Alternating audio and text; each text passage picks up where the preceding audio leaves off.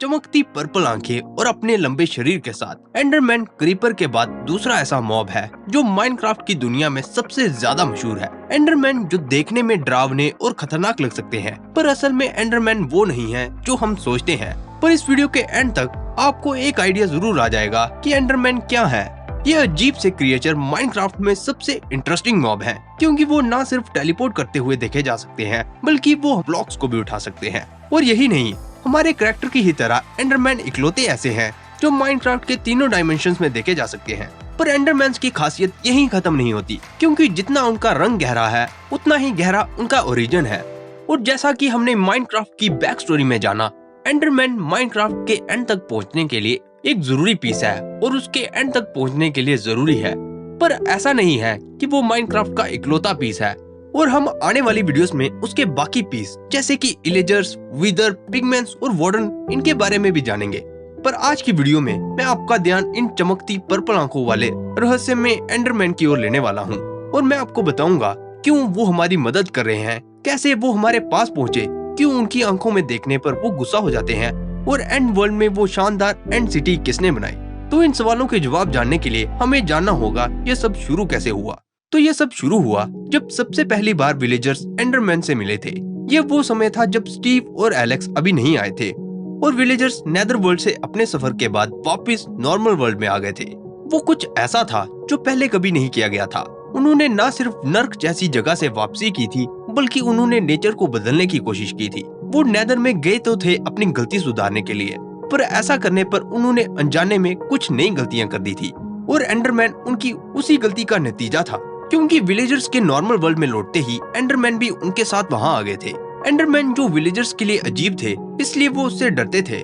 पर दूसरी तरफ एंडरमैन जो समय की शुरुआत से ही अंधेरे से भरे एंड वर्ल्ड में रहते थे, उनके लिए नॉर्मल वर्ल्ड एक नई जगह थी, और जो चीजें हमारे लिए नॉर्मल थी उनके लिए वो खतरनाक थी। और उस समय भी एंडरमैन आज की तरह थोड़े डरावने थे, पर उस समय वो आज की तरह उन्हें देखने पर गुस्सा नहीं होते थे। और जब एंडरमैन उन बिल्डर से पहली बार मिले थे, तो वो उन्हें चीजें बनाते हुए देखकर बहुत प्रभावित थे। उन्हें बिल्डिंग बनते हुए देखकर इतनी खुशी मिलती थी कि उन्होंने भी उनकी तरह ब्लॉक्स को उठाना शुरू कर दिया। पर क्योंकि वो बिल्डर नहीं थे और किसी टूल को बनाना नहीं जानते थे, वो बाकी ब्लॉक्स को माइन नहीं कर सकते थे। और एंडरमैन इस बात को समझते थे, इसलिए वो ब्लॉक्स को तोड़ने की बजाय उन्हें किसी गिफ्ट की तरह बिल्डर्स को देते थे और उनसे दोस्ती करने की कोशिश करते थे। उन्होंने उनसे दोस्ती करने के लिए उनकी भाषा को भी समझने की कोशिश की, पर वो कुछ ही चीजें बोलना सीख पाए, और वो भी विलेजर्स के लिए समझ पाना थोड़ा मुश्किल था। पर एंडरमैन को बिल्डर्स का काम इतना पसंद था कि वो उन बिल्डर्स को अपने साथ अपने घर लेना चाहते थे। इसलिए वो उन्हें बताने लगे कि कैसे वो उनसे मिलने वाले पर्ल को इस्तेमाल कर उनकी दुनिया में जा सकते हैं। उन बिल्डर्स को भी टाइम लगा यह समझने में कि वो एंडरमैन क्या कहना चाहते थे, पर जब उन्हें आखिरकार समझ आया जो वो कह रहे थे, तो उन बिल्डर्स ने एक पोर्टल बनाया जिससे वो एंडरमैन के वर्ल्ड तक पहुंच सकते थे। वो नेदर में तो गए थे, पर एंडरमैन की दुनिया उनके लिए अनजान थी, इसलिए वो पूरी तैयारी के साथ वहां जाना चाहते थे। इसलिए उन्होंने अपने सारे आर्मर को एन्चेंट किया, और कुछ और चीजें जो उन्हें वहां रहने में मदद करने वाली थी उन्हें भी अपने साथ ले लिया। उन्होंने अपने साथ ऑब्सीडियन, ब्लेज पाउडर और नेदर से कुछ और चीजें भी ले ली, ताकि अगर कोई गड़बड़ हो जाए तो वो एक नेदर पोर्टल बनाकर वापस लौट सकते थे। और फिर एक लंबी तैयारी के बाद उन बिल्डर्स ने उस पोर्टल को बनाया और उस पोर्टल में छलांग लगा दी। उस पोर्टल में छलांग लगाने के बाद उन्होंने पाया कि वो एक दुनिया में थे जहाँ सिर्फ अंधेरा था और कुछ नहीं था। वो पहले तो खुश हुए, पर जल्द ही उन्होंने पाया कि वो सिर्फ एक तरफ का रास्ता था और वहाँ से वापस लौटने का कोई रास्ता नहीं था। पर परेशान होने की बजाय उन्होंने वो किया जो कोई भी बिल्डर करता। उन्होंने एंड वर्ल्ड में भी चीजें बनाना शुरू कर दी, पर वहाँ काम करने के लिए सिर्फ एक ही रिसोर्स था, और वो था कोरस ट्री।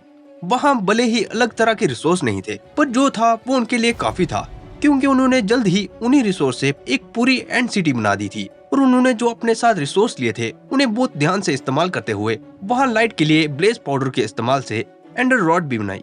अगर सब कुछ वैसा ही होता जैसा वो चाहते, तो शायद वो उनका नया घर होता। पर खाने की कमी के कारण उन्हें मालूम था कि अगर वो जल्द ही वहाँ से नहीं निकले तो शायद वो हमेशा के लिए वहीं फंस जाएंगे। इसलिए खुद को बचाने के लिए उन्होंने जिस तरह एंडरमैन के बारे में पढ़ाई की थी, उसी तरह वो कोरस ट्री को पढ़ने लगे। और उनकी रिसर्च पे उन्हें पता चला कि कोरस ट्री कोई साधारण चीज नहीं थी, क्योंकि उसमें से निकलने वाला कोरस फ्रूट किसी को भी टेलीपोर्ट करने की एबिलिटी दे सकता था। और ये जानकारी उनके लिए काफी थी ये समझने के लिए कि एंडरमैन टेलीपोर्ट कैसे करते थे, क्योंकि एंडरमैन का फेवरेट फ्रूट था कोरस फ्रूट। और ये जानने के बाद उन्हें वहाँ से बाहर निकलने का रास्ता दिखने लगा था। इसलिए वहाँ से बाहर निकलने के लिए वो एंडरमैन और कोरस फ्रूट को और भी ध्यान से पढ़ने लगे। और समय के साथ उन्होंने पाया एंडरमैन और कोरस फ्रूट आपस में जुड़े हुए थे, क्योंकि जो एंडरमैन के पर्ल थे वो कोरस फ्रूट की ही तरह थे, पर उससे कई गुना ज्यादा स्ट्रॉन्ग थे। और उन्होंने पाया वो एंड वर्ल्ड में और दूर तक टेलीपोर्ट कर सकते थे, पर उन्हें सिर्फ एंड वर्ल्ड में ही टेलीपोर्ट नहीं करना था, बल्कि उन्हें एक डायमेंशन से दूसरे डायमेंशन में जाना था। उनके पास वहाँ से बाहर निकलने का प्लान तो था, पर वो उसे इस्तेमाल करने से पहले आई ऑफ एंडर को और समझना चाहते थे। इसलिए उन्होंने पहले से शिल्कर जैसे क्रिएचर बना दिए जो टेलीपोर्ट तो कर सकते थे, पर वो इतने स्ट्रॉन्ग नहीं थे। और फिर थोड़ा और ताकतवर पोर्टल बनाने के लिए उन्होंने आई ऑफ एंडर को लिया और उससे मिलाया जिसने ये सब शुरू किया था, यानी कि ऑब्सीडियन से। उन्होंने एक एंडर चेस्ट बना दी और एंडर चेस्ट को बनाने के बाद उन्हें यकीन था कि वो वापस घर तक पहुंच सकते थे। इसलिए सभी टेस्ट करने के बाद उन्होंने अपने अल्टीमेट पोर्टल बनाने का फैसला लिया। और उस पोर्टल को बनाने के लिए उन्होंने उसमें सब कुछ लगा दिया जो भी वो अपने साथ लाए थे। और उसके साथ उन्होंने उस आइलैंड पर बड़े बड़े ऑब्सीडियन के पिलर बना दिए। वो दूर से देखने पर किसी बड़ी रेसिपी की तरह लग रहे थे, और वो आइलैंड किसी क्राफ्टिंग टेबल की तरह था। क्योंकि वो एक बड़ा पोर्टल था, तो उस पोर्टल को चार्ज करने के लिए उन्हें एनर्जी भी ज्यादा चाहिए थी। इसलिए उन्होंने इस बार आई ऑफ एंडर को गास टीयर से जोड़ दिया और एक क्रिस्टल बना दिया जो उस पोर्टल को पावर करने वाला था। और आखिरी क्रिस्टल को रखने के बाद वो सोच रहे थे कि अब एक पोर्टल खुलेगा जिससे वो वापस घर लौट सकते हैं। पर जो उसे रखने पर निकला वो घर का रास्ता नहीं था, बल्कि वो था एक बड़ा सा ड्रैगन, जिसकी एक पुकार से ही एंड वर्ल्ड के एंडरमैन में कुछ बदलाव आ गया था और वो उस ड्रैगन से डरने लगे।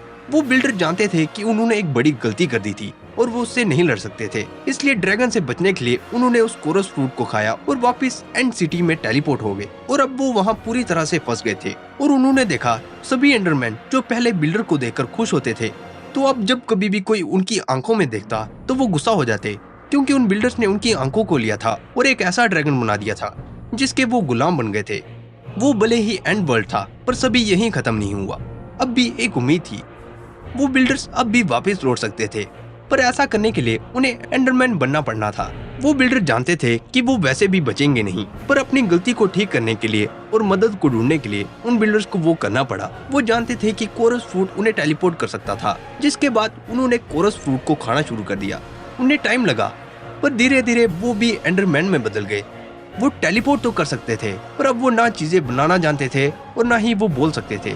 और अब जो वो कर सकते थे वो था इंतजार एक हीरो का, जो उन्हें और बाकी सबको उस एंड से बचाएगा। पर एंडर ड्रैगन अपनी आंखों से देखने के बाद ये मुश्किल ही है कि कोई एंडरमैन फिर से कभी किसी को अपनी आंखों में इतनी आसानी से नजर भी डालने देगा। और इस तरह एंडरमैन आए थे माइनक्राफ्ट में, और वो बने वो एंडरमैन जिन्हें हम आज जानते हैं। तो ये थी स्टोरी एंडरमैन की। उम्मीद है आपको ये कहानी पसंद आई होगी दोस्तों। अगर आपको ये कहानी पसंद आई है तो इस वीडियो पे लाइक छोड़ना मत भूलिएगा, और साथ में जाने से पहले कमेंट्स में मुझे जरूर बताइएगा कि आपको ये स्टोरी कैसी लगी और आप अगली स्टोरी किसकी देखना चाहोगे। माइनक्राफ्ट से विदर की स्टोरी, सुपर ट्रूप्स की स्टोरी, या फिर एक लंबे समय से पेंडिंग पायरेट किंग की स्टोरी। तो आज की वीडियो में बस इतना ही दोस्तों। देखने के लिए शुक्रिया। फिर मिलते हैं एक और मजेदार स्टोरी के साथ। देखने के लिए शुक्रिया। फिर मिलते हैं।